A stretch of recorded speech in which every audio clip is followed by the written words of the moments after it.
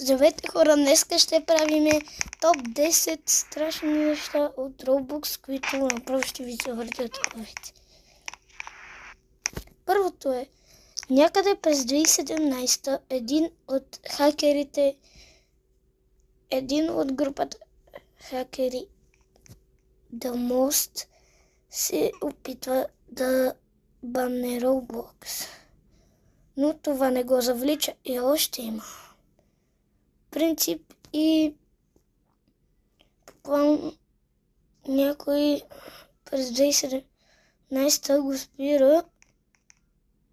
Той каза, че не може да прави такова нещо, но той се върна сега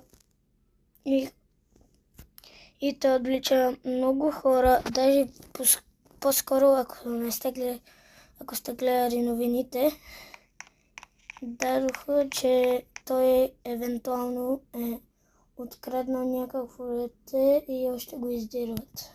Останете живи.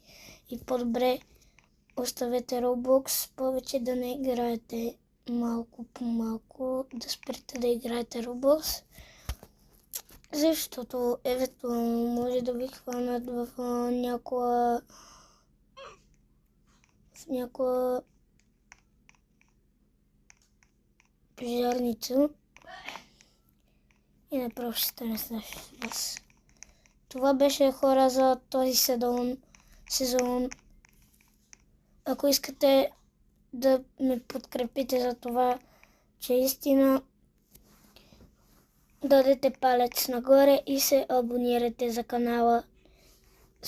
Ако искате да ме подкрепите или да ми дадете още едно рамо, ми вземете от мърча, който го има долу линка в описанието. Чао!